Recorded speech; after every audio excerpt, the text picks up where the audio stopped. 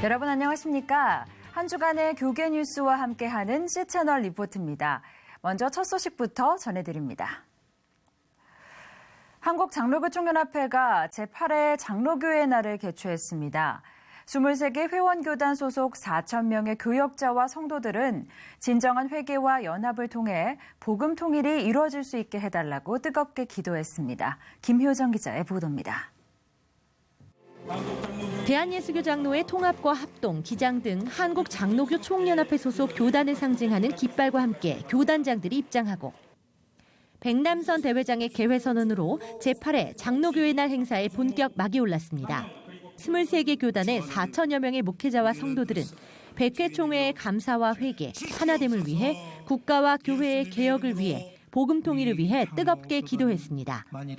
분단된 조국 대한민국이 복음을 통한 평화 통일이 이루어지게 하시고 남과 북이 적대적 대립관계를 청산하고 예수 그리스도의 사랑을 실천하며 상호간의 신뢰 회복의 길로 나아갈 수 있도록 한국교회가 함께 기도할 수 있도록 도와주옵소서.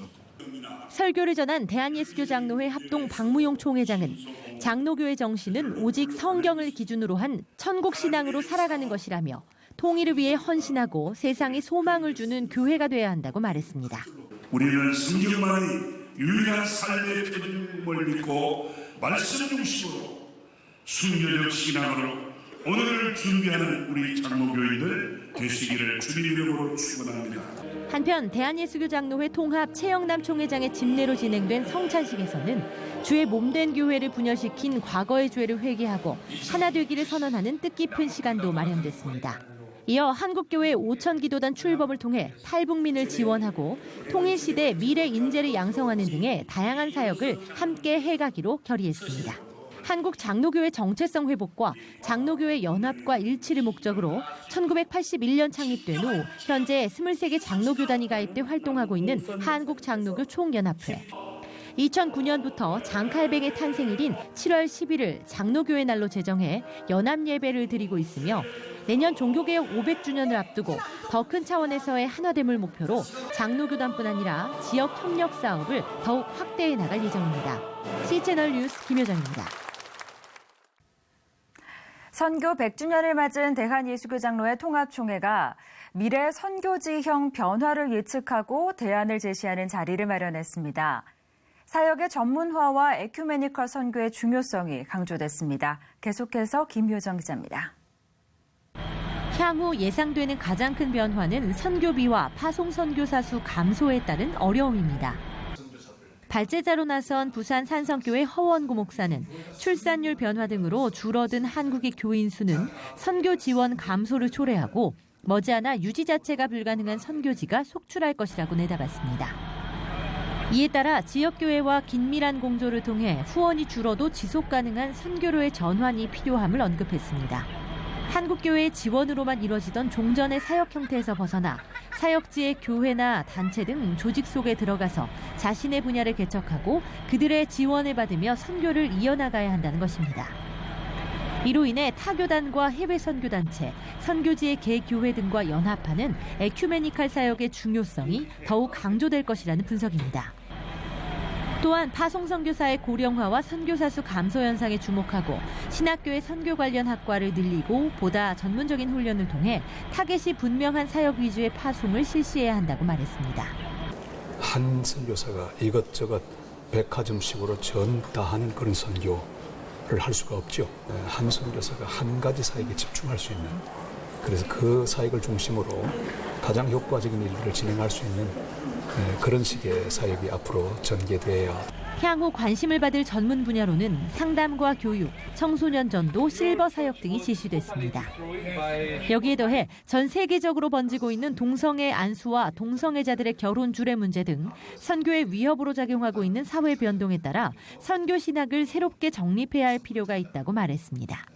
우리 한국 교회가 가지고 있는 독특한 선교 신학, 이런 것들을 잘 세계교회 앞에 소개하고, 그래서 어떤 상황에 있는 교회들도 세계 선교의 현장으로 나올 수 있도록 한국 교회를 보고 힘을 얻고 또 이정표를 발견할 수 있는 그런 교회가 돼야 한다고 하는 생각을 합니다. 허 목사는 무엇보다 가장 중요한 것은 녹록지 않은 상황 속에서도 한국교회의 미래가 선교사들에게 달려있음을 직시하고 한국교회의 선교를 향한 열정이 꺼지지 않도록 기도해야 하는 점이라고 강조했습니다. 비즈니스 선교의 중요성이 부각되고 있지만 후원교회의 기도와 공조 없이는 하나님의 일인 선교를 지속할 수 없다며 교회를 포기하고 홀로서기를 하는 순간 교회도 죽고 선교사도 죽는다는 사실을 명심해야 한다고 덧붙였습니다. C채널 뉴스 김효정입니다. 백석대학교가 학생들을 대상으로 산업체 맞춤형 교육인 주문식 교육을 실시해 해외에서 좋은 반응을 얻고 있습니다. 호텔 사업에 주력하고 있는 켄 코퍼레이션은 백석대 졸업생들의 실무 능력과 인성에 반해 주문식 교육 협약을 체결하기도 했습니다. 유성은 기자가 보도합니다. 원어민 교수와 함께 영어 수업에 한창인 학생들. 여름방학이지만 백석대학교 호텔 경영학과 학생들이 수업에 집중합니다. 다른 강의실에서는 커피를 직접 만들어보는 실습이 진행됩니다. 수업에는 오는 9월 괌에 있는 호텔로 취업이 결정된 학생들도 함께했습니다.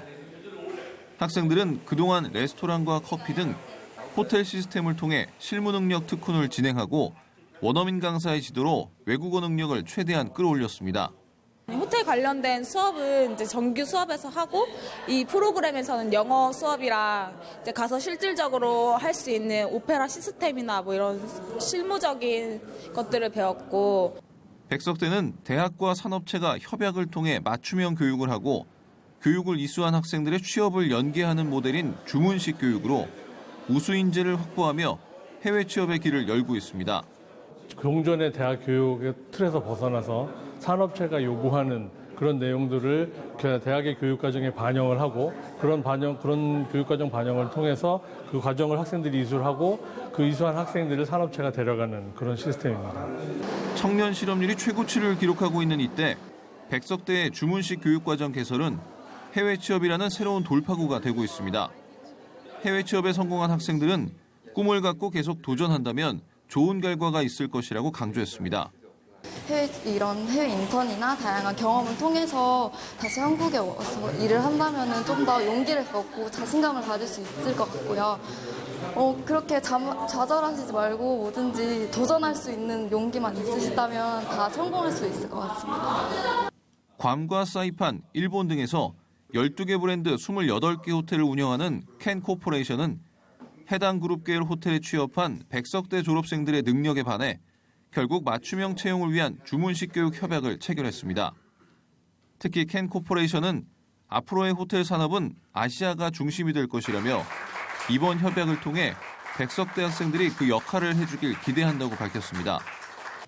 ならではのホスピタリティを持ったそういった素晴らしい経営者を爆速大学の学生の皆さんに学んでいただいて、それでアジア圏を中心とした世界のホテルの産業のリーダー的な役割を今後は爆速大学に大きく期待しているわけでございます。 백석대와 켄 코퍼레이션의 협약 체결로 매년 주문식 교육과정을 이수하는 재학생 40명은 켄 코퍼레이션이 운영하는 호텔로 취업할 수 있는 길이 열릴 예정입니다. 취업난으로 어려움을 겪고 있는 이 시대에 주문식 교육과정으로 인한 해외 취업이 새로운 대안으로 떠오르고 있습니다. C채널 뉴스 유성훈입니다. 일선 학교에서 시행되고 있는 학교폭력 예방법의 한계를 짚어보고 대안을 제시하는 토론회가 열렸습니다.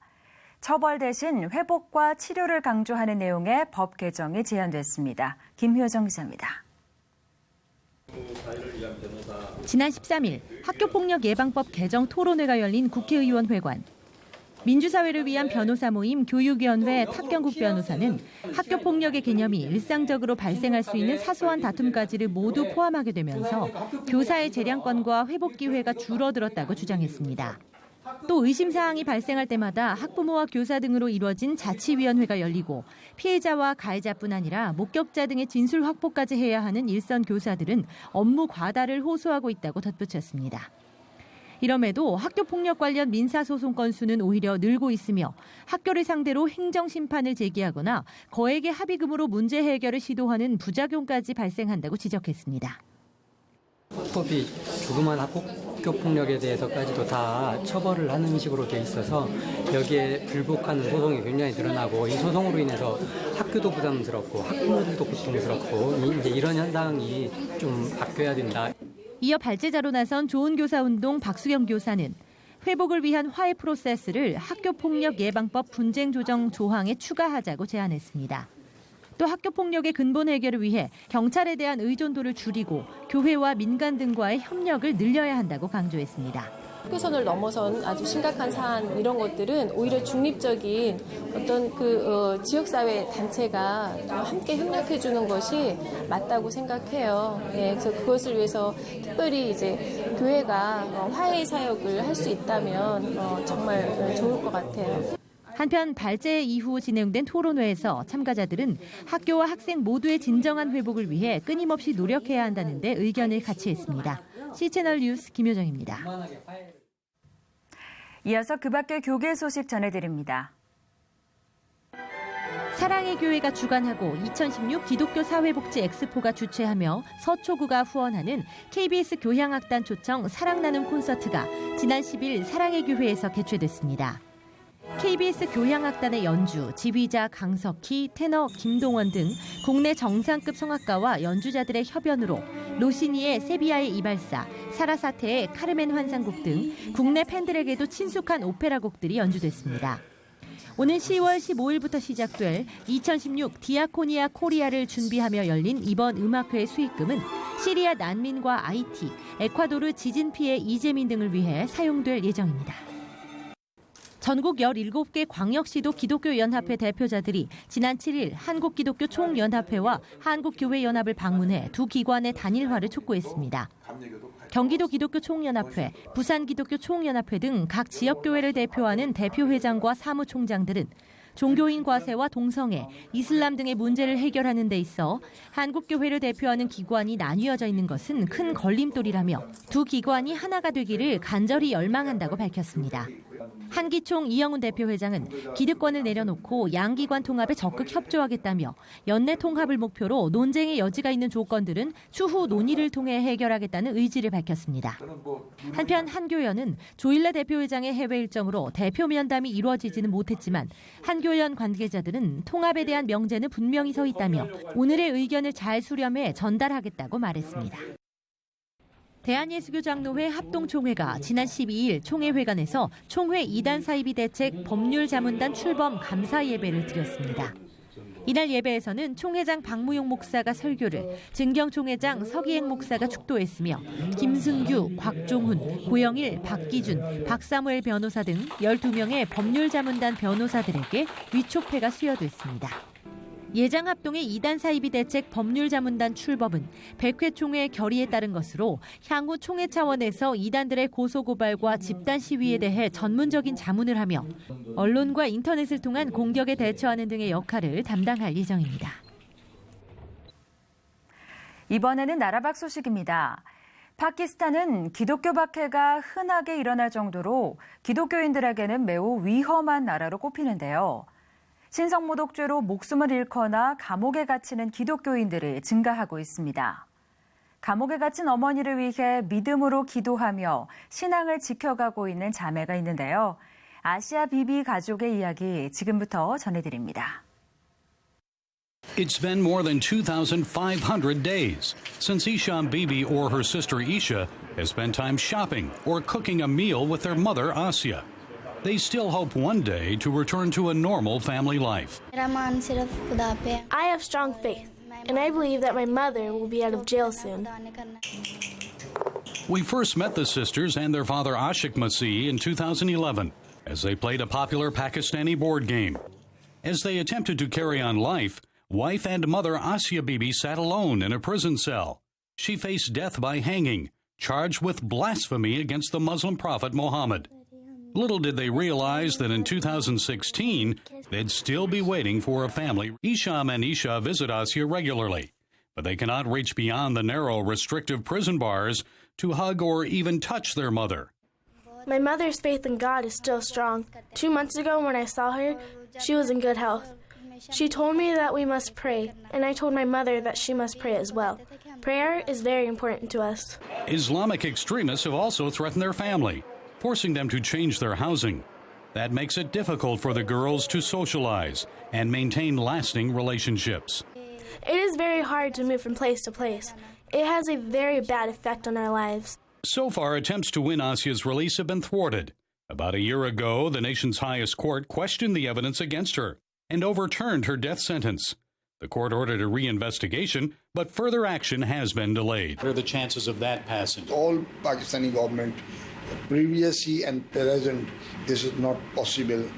Change this law. Present government have, I don't believe, because maybe in some government coming to the next time.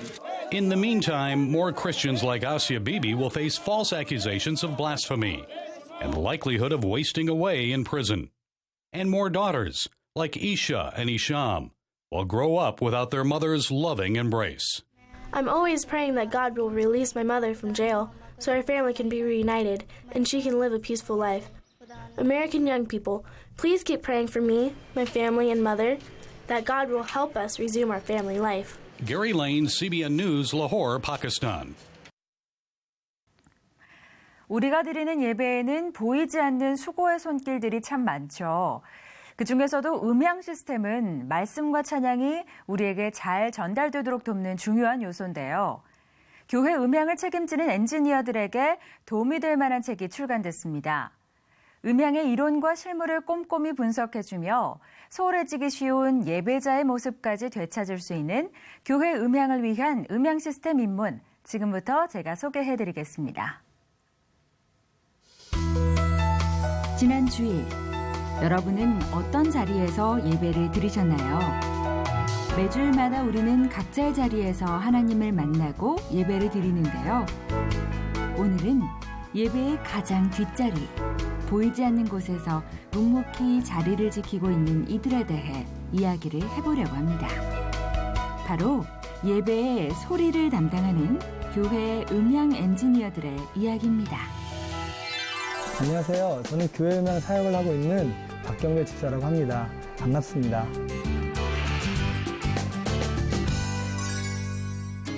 팀사운드 대표이자 현 동아방송예술대학교 방송기술과 교수로 활동하고 있는 박경배 대표는 오랫동안 음향 사역을 하며 많은 안타까움을 느꼈다고 하는데요.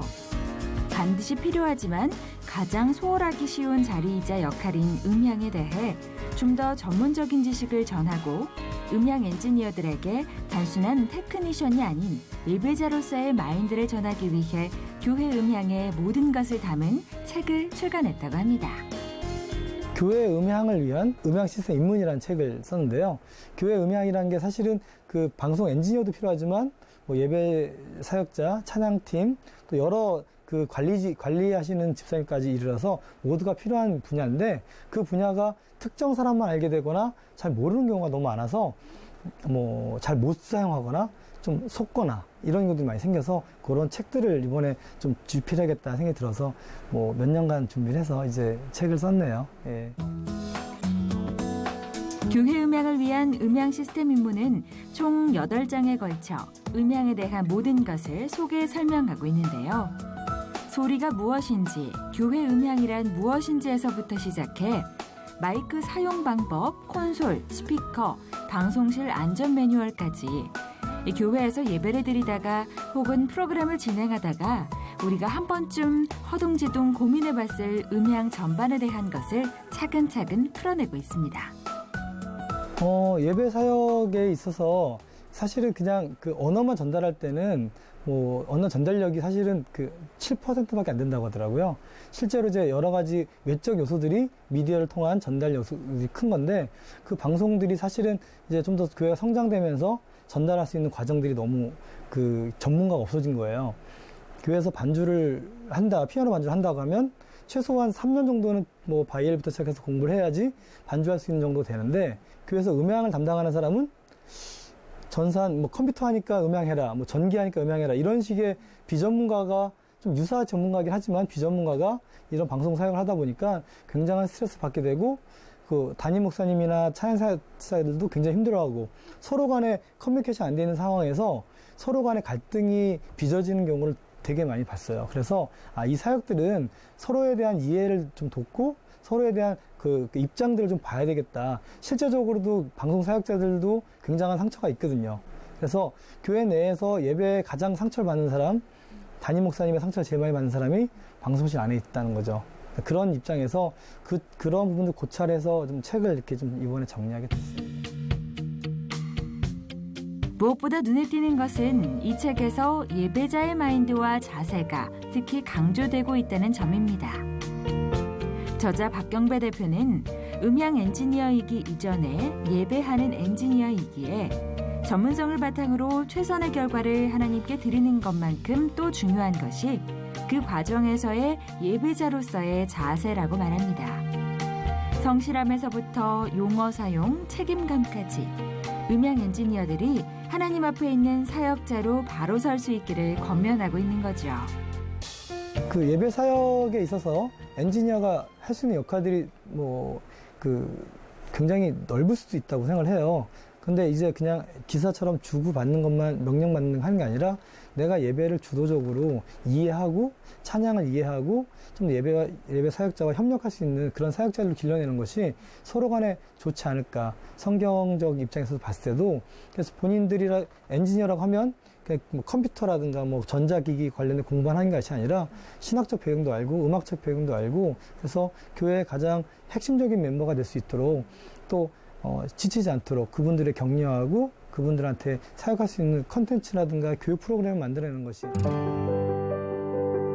하나님을 사랑하는 자, 곧 그의 뜻대로 부르심을 입은 자들에게는 모든 것이 합력하여 선을 이룬다는 로마서 8장 28절의 말씀을 우리는 모두 잘 알고 있습니다. 그런데 혹시 하나님을 예배하는 자리에도 우리가 미처 깨닫지 못하는 사이 상처받고 소외받는 사각지대가 있지는 않았을까요? 예배자의 마인드를 다시 한번 점검하고 각자 주어진 자리를 지키며 서로를 격려하며 예배를 만들어 나갈 때 하나님께서는 더 크게 영광을 받으실 겁니다. 이번 나온 책이 지금 중국에서 번역이 되고 있어요. 상하이에서 지금 그 스타디 모임 통해서 번역돼서 중국 교회에 좀 더 이렇게 효과적으로 불법으로 복사가 되더라도 좋으니까 많이 퍼쳤으면 좋겠다. 그래서 영어 버전, 중국어 버전, 이제 스페니쉬하고 해가지고 3가지 정도 번역을 해서 예배자의 태도와 또 엔지니어에 대한 기본적인 태도들을 만들어내는데 제가 좀 이런 사역을 하려고 준비 중에 있고요. 지금은 동아방송예술대학교라든가 신학대학교, 침신대학교에서 강의하고 있는데요. 그러나 신학생들이나 전공학생들한테 이런 비전들을 좀 세워주는 게 제 꿈이고 마지막 사역입니다.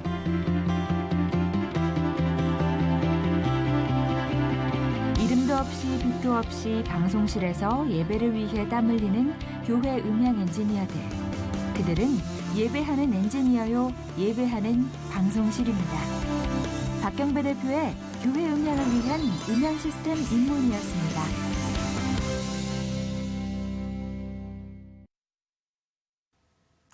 여름철 바닷물 온도가 오르면서 비브리오 폐혈증균 검출률이 높아졌다고 하는데요. 더운 여름철 환자가 집중적으로 발생한다고 합니다. 해산물 드실 때는 꼭 익혀 드시고요. 해산물 요리에 쓰인 도마와 칼은 꼭 소독해서 사용하시기 바랍니다. 시채널 리포트 오늘 순서는 여기까지입니다. 저는 다음 시간에 인사드리겠습니다. 시청해주신 여러분 고맙습니다.